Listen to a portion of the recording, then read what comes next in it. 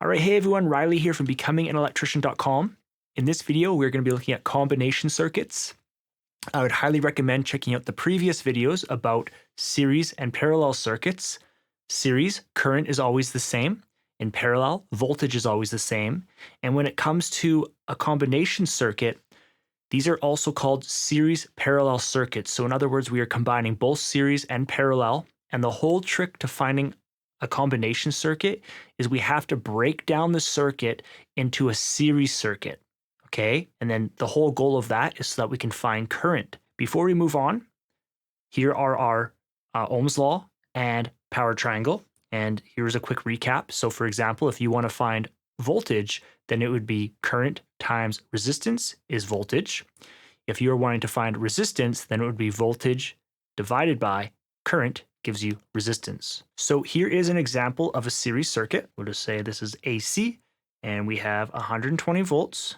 Let's say we have 10 ohms, 120 volts divided by 10 ohms is 12 amps. So this is a closed circuit. It is a series circuit. And that means that we have 12 amps going this way, right?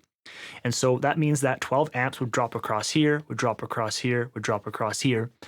Then when it comes to these parallel circuits, then we go back to the way how they originally asked the question, and we can find out all of our values, which I'll break down for you in just a second.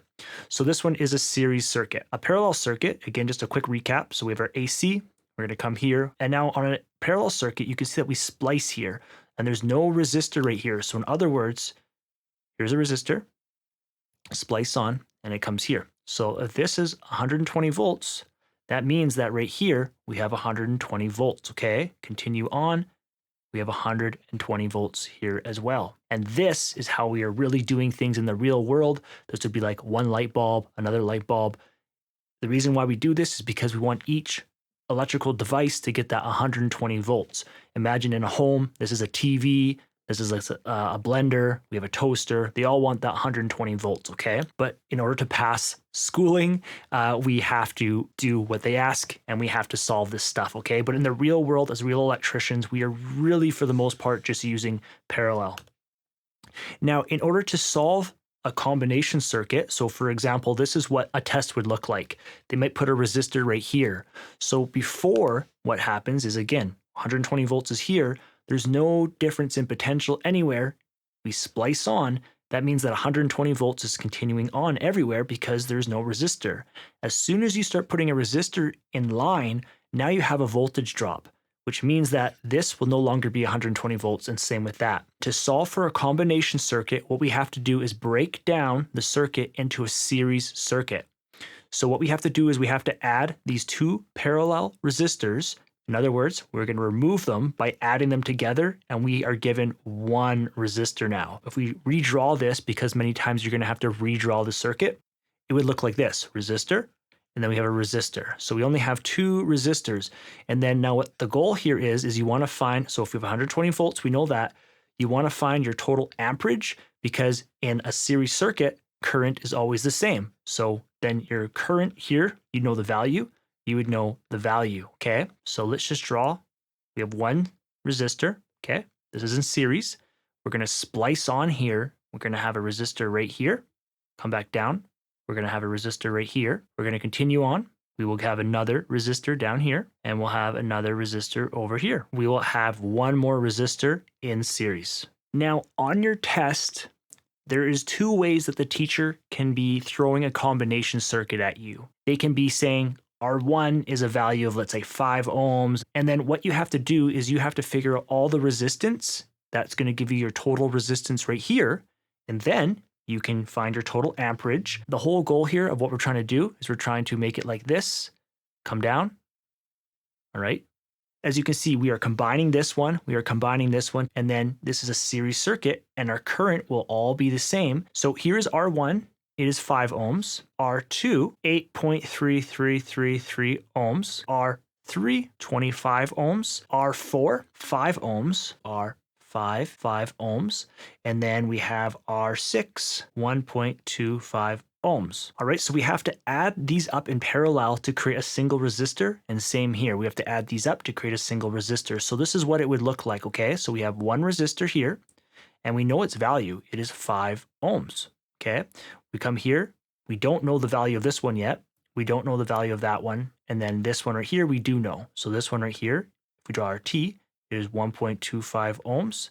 And I'll just draw the T right here, okay? So in order to solve for this one and this one, we add them up in parallel. Again, you can check out the parallel video, but we're gonna do it right here as well. So when solving a parallel circuit, there's many ways that you can actually do the math, but I've just found over all of my years, the easiest way is you just go 1 divided by bracket, 1 over 8.3333, and then close the bracket, plus, open bracket, 1 divided by 25, and then close the bracket. Now, the biggest thing here is you have to make sure to hit the equal sign. Otherwise, you're going to be given like a decimal. Now, I'll show you one other one. It is just a little bit faster, but you have to find it on your calculator. So if you go 1 divided by, and then again, you're going to bracket 8.333, and then minus 1. Okay, so many times you have to hit like the second function, and then there's this minus 1. And then you can go plus, and then you would go 25 to the minus 1. And then again, you have to make sure to hit the equals sign. But again, doing it this way over here, I have always just found just to be the absolute easiest. And I find myself really never screwing up this way. All right, so we're going to go 1 divided by, open the bracket, 1 divided by 8.3333, close the bracket, plus, open the bracket, 1 divided by 25, close the bracket, and you don't have to close the bracket, but you can. And then, so as you can see, we have a long decimal point. You have to make sure to hit the equals or enter. Okay, and this is our value. And really, you want to be putting up to 3 decimal places, but just for simple purposes for this video, I'm just going to go 0.25 ohms. Okay, now we got to figure out this value right here. So 1 divided by, open bracket, 1 divided by 5. Okay. Close the bracket, plus, open the bracket, 1 divided by 5, close the bracket, hit enter or equal sign. So now we have 2.5 ohms. So as you can see, we have now a series circuit. We know all of our resistances. We know our total voltage in this case, which is 120 volts. We can simply add up these values. So 5 plus 6.25 plus 2.5 plus 1.25 hit equals, so 15 ohms. So 120 divided by 15 ohms is going to give us our amps, our total amperage of the circuit, and this is 8 amps. And I told you that in a closed circuit, the R5 is in the way there. So if this is one circuit, right here, we know that 8 amps is continuing through, which means we have 8 amps here, 8 amps here, right? 8 amps. And now it's just a matter of finding your voltage. 8 times 5, 8 times 6.25. Okay, so here is another style of combination circuit question that you may get on your test. And in this situation, they have given us values already, and we are using the clues of what we already know about circuits, such as series, current's always the same, parallel, voltage is always the same. And then we can easily find the values based off of those clues, all right?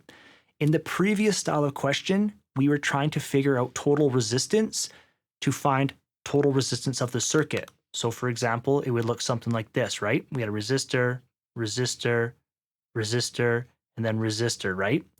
And then, so if we had 120 volts, if we added up all of our resistors because they're in series, we were able to find our total ohmic value, which means that now we knew our total amps of the circuit. Now amps would be here because again, in a series circuit, current is always the same. So based off of that knowledge, let's solve this circuit, okay? So if we have 8 amps right here on our very, very first resistor, remember, what comes in must come out for our circuit with amperage. So we know that we have 8 amps also coming up here, which means that we have 8 amps right here. So 120 volts divided by 8 amps is 15 ohms. Let's continue on. We know that 8 amps times 5 ohms is 40 volts. And so 8 amps doesn't just get dropped off anywhere. What goes in must come out. So let's just keep following this amperage. We have 8 amps going this way. Now it splices on here. So with R2 and R3 being in parallel, we have a lot of clues given to us right here where we can solve this without even having to do any heavy math, okay? So the first one is, again, this is in parallel. What do we know about parallel? Voltage is always the same, right? And so we could just go 50 volts right here, which means that we would just have 2 amps. But check this out. Let's just go back. Let's try this a different way. I told you when it comes to current, what goes in must come out. So if we have 8 amps coming into the circuit, then we know that we have 8 amps leaving the circuit. Now, if we know that we have 6 amps going up because the teacher has given us these numbers, then that means that we have 2 amps. So 2 amps is actually coming down. So let's just do it like this. So 2 amps, okay? Does that make sense? Your total amperage coming in, we know we have 6 amps going up. 8 minus 6 is 2 amps. You could just put your 2 amps right there, and it gives you your 50 volts. So 50 volts here, 50 volts, because it's in parallel. So do you see how we're using the different clues available to us to figure out the circuit? It's pretty powerful once you understand this.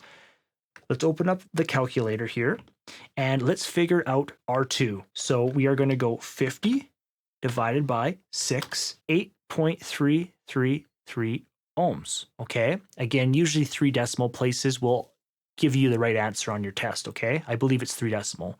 4 decimals gets pretty intense. Okay, let's close that out. And now, again, let's continue on because everything so far has made sense. We started here. We got 8 amps here, right? We were able to figure this out. We were able to figure out our voltage drop. And so we know that we had 8 amps coming into this circuit. The teacher told us that 6 amps is going up. Then we know that we can just go 8 minus 6. So 2 amps is coming down. Then it gets joined back together. We have our 8 amps. Let's continue on. So 8 amps is continuing on right here. The teacher is telling us that 4 amps went this way. All right. So without doing any other math, I could tell you right now, we have 4 amps right here. Does that make sense? Because we have 8 amps. The teacher told us at R4, there's 4 amps. It just gets split, which means that really, watch, I could probably just put 5 ohms. Does that make sense? Because it's going to be the exact same. But let me share another way to do this. We have 4 amps, 5 ohms. That's 20 volts, right? R4 and R5 are in parallel, just like R2 and R3 were. What do we know about a parallel circuit? Voltage is the same. So 20 volts, right? Parallel. So we're just going to go 20 volts. And then same thing. So 5 ohms. So it's all about figuring out the tricks and knowing the clues. 8 amps gets added back up. We're going to keep going with 8 amps all the way here. Boom. 8 amps right there. Easy, right? So for R6, we have 8 amps times 1.25. We have 10 volts. Now, one other test that you always have to be doing is you have to be making sure that your total voltage of the circuit adds up to all of your voltage drops, okay? When it comes in parallel, we are not adding 50 and 50. So for example, 50 plus 50 is 100 plus 40 is 140. That doesn't make sense, right? It's not lining up. So when it comes to a parallel circuit, we are just adding one of them. So it'd just be 50 volts here. Since this is parallel as well, see it's not 40. It would be 20 volts right here and then 10 volts. So let's load up the calculator again and we will go 40 plus 50 plus 20 plus 10. 120. We're good to go, okay? So I hope that makes you understand combination circuits. There's 2 different styles of questions that the teacher can be throwing at you. One is we're adding up all of our resistances to create, a series circuit, right? Sorry, those are just resistors. And then if we have our total value of 120, we're adding up all of our resistance. So let's just do this so that you can see nice and clear. We're trying to add up all of our resistances right here, which means that we can add this, which means we would get our total amperage, which means we can get amps, we get our voltage drop. Then we go back to the question that the teacher gave us. We have all of our values now, and it's just clues. As I always tell you guys, when it comes to these types of questions, make sure that you're really, really closely reading what the teacher's asking you for. If the teacher's asking you just for this value right here, you don't need to figure out the whole circuit, okay? you can be wasting a lot of time on the test. So make sure that you're closely reading what the teacher's asking you, and you will do really, really good on your test. So I hope that helps you guys out. There is the series video you guys can watch to understand more about series. There's also the parallel video. This one actually wasn't very complex. Sometimes these circuits can be getting like really, really intense in terms of like how they have laid it out. Like they might go like this, and it does get really, really tricky. So the whole trick here is we are just trying to figure out what's in parallel so that we can break down the circuit into a series circuit. So in this case, these two, we would combine it into one. So I'll cross that out, I'll cross this out, and you would add these in parallel and it would create one. And so now what happens is, again, so you have to draw this out. So we're going to come up here, boom, okay. We're going to go down because that one is like that. We're going to have another resistor because we added that one up. Okay, so this is the one that we added from 2. So now what happens here is these two get added up. And so with these added up, then what you have is now you have another circuit like this. We're going to splice on, it goes down, okay? And then now you actually have one in parallel, okay? Now you're going to add these two up. So these two are in parallel. And then now finally, you're going to have your all back to normal. You can add your 120 volts by doing it like this. We are able to add up our resistance, get it there, get our amperage, and now we are all back to normal. So I hope that helps you guys out. And sometimes the teacher, they're really going to throw some hard curveballs at you. Make sure you're reading the test question, because again, they might just say, what's this? What's the amperage here? And then it goes on to the next question, and you might not use this question ever again on the test. They just wanted to know amperage.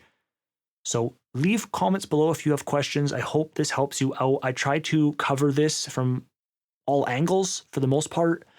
This is, again, a purely resistive circuit. It is called a parallel series circuit. I'm Riley from becominganelectrician.com. If you guys would like to stay updated with the website, visit becominganelectrician.com/subscribe. And I've written a free ebook for you guys as apprentice electricians getting started up, and really what it really takes to be successful out there. This type of stuff that you're seeing, it's good to know, but to be truthful, this stuff is circuitry. As electricians, we are rarely, very rarely working with series. We're usually always working with parallel. We're always concerned about wire size, voltage, right? Is it 120? Is it 347? Is it 600 volts? How many phases does that piece of equipment require?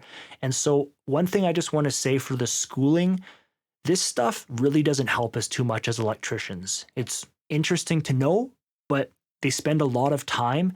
And I have just seen so many electricians come out of school and they really don't know much. They don't understand how to strip the wire, how to splice the wires, how to staple very well. They don't understand about amperage, about protecting the wire, about circuit breakers.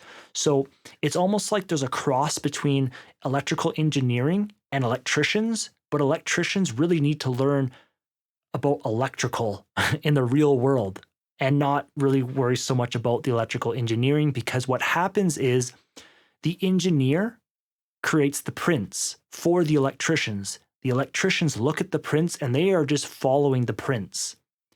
A lot of this stuff is wasted, in my opinion, for the time. They teach students or teach electricians how to bend pipe, how to pull wire better, how to splice better. So I hope you guys have been enjoying my videos. Leave a comment if you have questions and I can create a video on the questions that you have. I'll talk to you in the next electrical video.